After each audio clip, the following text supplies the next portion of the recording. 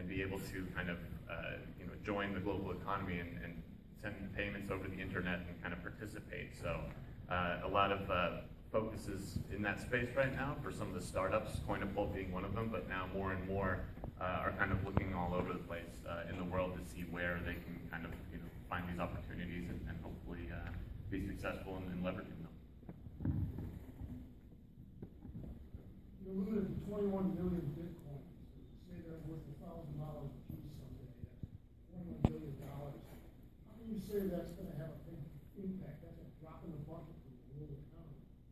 Sure. Well, if bitcoins reach $1,000 each, that's still pretty small. I mean, if Bitcoin actually does gain traction as a major financial system, there's a lot of expectation that it may be 10,000, 50,000, 100,000. I mean, that's why there's a lot of speculative interest.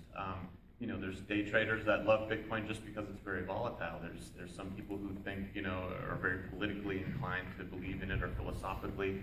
And then you also have other players that are just looking at it as, a competitor for credit cards or for PayPal. So with Bitcoin being this core technology, there's so many different people who are looking at it or wanting to use it in so many different ways that that's kind of one of the things that makes it attractive. But certainly the price appreciation or the expectation that over time the dollar value of a Bitcoin will kind of become the measurement of the network effect of adoption that's happened is definitely an incentive that drives people towards it.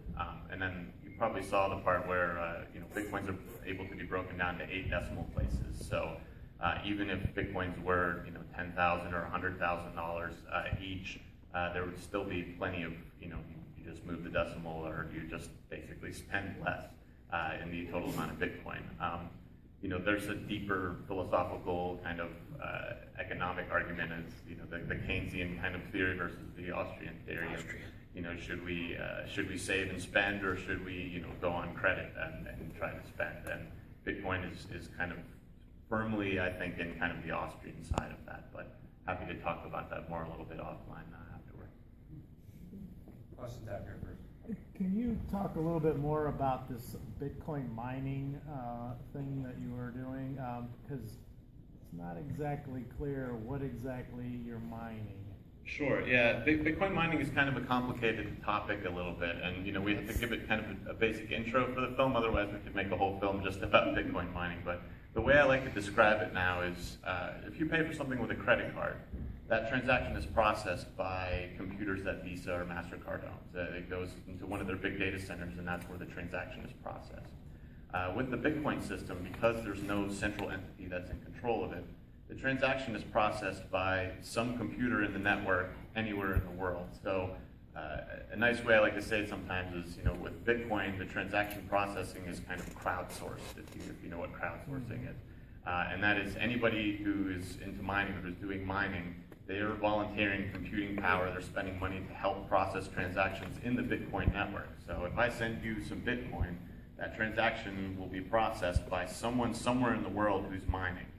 But it's not a single central entity. It's not, nobody's in control of all the transaction processing. It's the entire network. Is the miner taking a piece of that transaction then? Is that where the value The miner collects the transaction fees. Okay. And then initially, mining is currently also serving as the initial distribution method for how to get Bitcoins into circulation. Every 4 years or so, there's fewer and fewer new Bitcoins that are coming into circulation to reward the miners, and that over time it's kind of transitioning from the inflation in the actual entry into circulation to purely kind of transaction fees incentivizing miners to do the work they're doing. So that's why you want a bigger, faster machine so you can process more transactions. Yeah, it's funny because if you look at it from the concept, typically when you think of something like greed and money together, greed is always kind of a negative thing, and Bitcoin kind of has this interesting way of incentivizing people who are mining. It's taking their greed and it's actually channeling it into something positive for the network. It helps. It's turning their greed into the transaction processing. And then the awesome part about it is the more people who are mining, the more people that are competing with each other to mine, makes it more and more difficult for any malicious entity, any rogue government, any organized criminal group to try to compete with them and take over the Bitcoin network. So it's funny. Bitcoin really channels things that are normally considered bad and makes it make itself stronger. So I think that's kind of some of the brilliance of Satoshi's design. Mhm. How is Bitcoin coordinating with the U.S. tax system? So it's kind of interesting. The U.S. government is kind of having it multiple ways right now. The FinCEN and the Treasury, they ruled that Bitcoin is virtual currency and that it's subject to money transmission laws. So if you're operating a Bitcoin business, you have to register as a money services business. You have to get licensed in all the states. Then another division of the Treasury, the IRS, they decided that for tax purposes, they're going to treat Bitcoin not as currency, but as property. So if, for tax reasons, if you have Bitcoin, you're going to pay taxes on it as if it was any kind of property that you own. You're going to pay capital gains tax, short or long term. So you buy some Bitcoins and the price appreciates, you have to pay your capital gains. If it goes down, you can actually file a loss. So are all the exchanges filing 1099s? Well, it's kind of funny that after Mt. Gox, the majority of exchanges are not in the U.S. right now. And part of the reason is because there still isn't a lot of clarity for how do you legally operate a Bitcoin exchange when you have different bodies, different entities in the government that are not even sure how to classify it, and they're classifying it in different ways. And the exciting part of it is that that's happening right now. I mean, we're currently waiting for the New York Department of Financial Services to go through here with their second round of the BIT license that they've proposed, which is expected to kind of be a model for how Bitcoin is going to be treated that maybe other states will adopt. And a lot of people are looking at it very closely because the regulators have a little bit of a balancing act. If they come down too heavy-handed, then I think some of the innovation is going to move outside.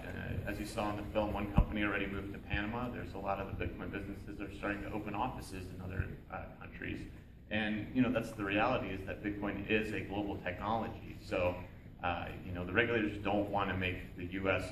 An unfriendly place to have a Bitcoin startup when there's more and more startups. There's a lot of innovation there. So it's really a balancing act, and there's a lot of lobbying now, and people are getting interested in trying to help educate regulators and educate people so that they don't make the wrong decisions and kind of kill this technology before it's had time to really flourish. Expand really quick on the 1099 issue.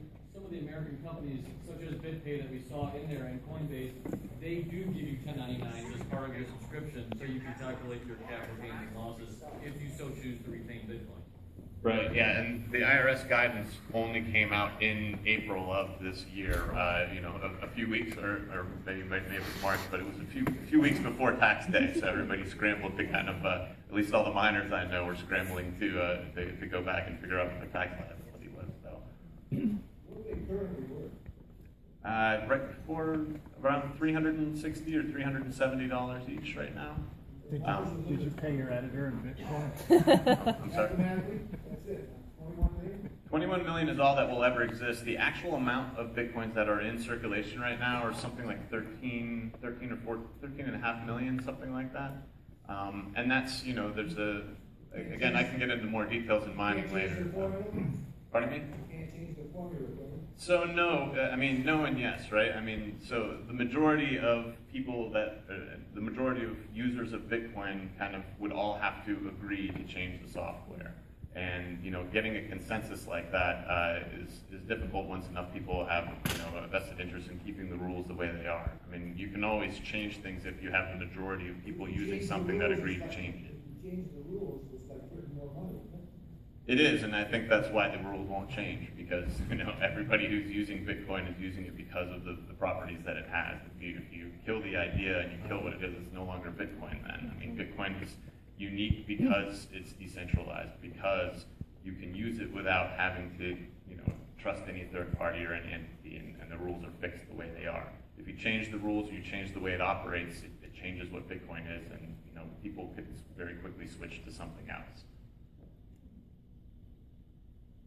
I saw you had a question earlier. Let's take three more then. Okay. If I could preface first before I ask a question. Sure. So this is kind of like it's in the realm of political, philosophical, all that. So fundamentally, like we just discussed, Bitcoin has a hard cap of 21 million, and this confers certain properties on Bitcoin that's separated from all other fiat currencies like dollars and euros, etc. So there's no like governments can't simply print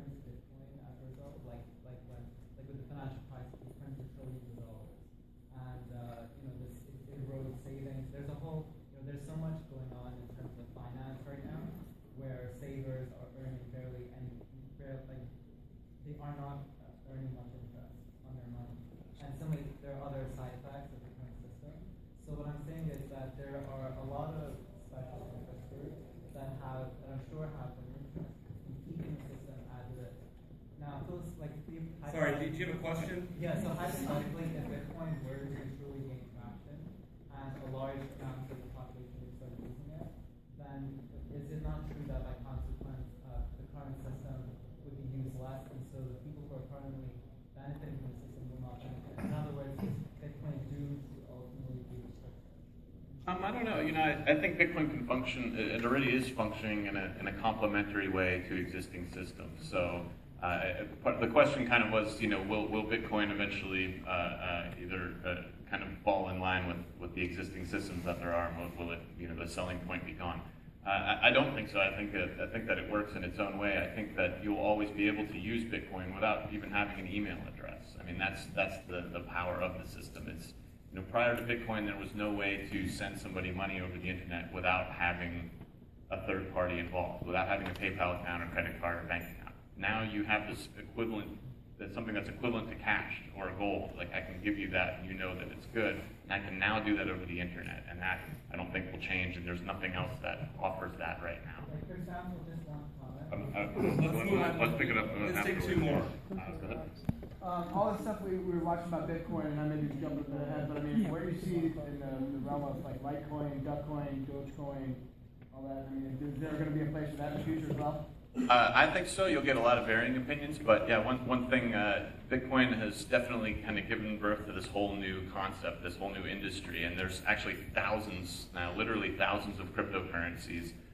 Many of them are just clones of Bitcoins with some of the numbers changed a little, people experimenting, but there are some really interesting technologies that are coming out of it, and whether it's something that's just gimmicky or whether it's something that's a next evolutionary step on top of this technology, I think it's definitely a lot of it's going to come out of the experimentation that people are doing with these other cryptocurrencies. I also think a lot of people look at cryptocurrency, they hear about it and they think, oh, well, is there, what other opportunities are there? What other things can I get into?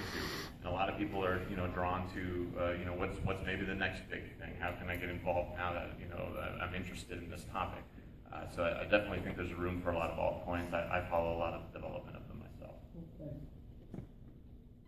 One more? The story of Bitcoin just keeps going and going, and I was curious, there must have been a moment or drop dead date when you had to say, okay, we can't put anything else more in the movie.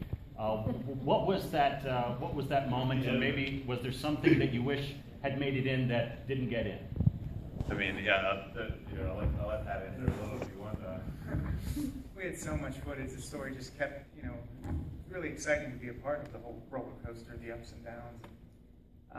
I think when we got into the Tribeca Film Festival in New York, and we're kind of scrambling to figure out our ending, and Newsweek outed this Satoshi Nakamoto, and kind of scrambled, is this our ending? And then we're going back and forth. That's not Satoshi Nakamoto. So everything kind of just fell into place for us, really. And so we had kind of originally intended on the ending being, we wanted to kind of go out on somewhat of a positive note, and the Senate hearings were really kind of a milestone. To see this being discussed in those hearings was really awesome. But then afterwards, of course, Charlie got arrested and Mt. Gox happened. We couldn't ignore that. I mean, there were major characters in the film as well. So, but then we, with Satoshi, I think we got a nice opportunity to kind of wrap it up and kind of go in a positive direction again. And that's what we did. So, thank you.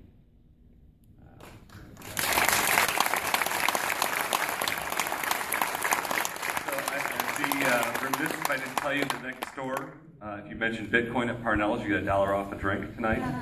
And there's lots of other good deals. But thanks again for coming out. These guys will probably be next door for a second if you want to keep talking to them. But we're really excited about the release. You can follow us at BitcoinDoc on Twitter. The film's been localized to 21 different languages and will be distributed worldwide on October 10th in more than 150 territories. So we're excited about that.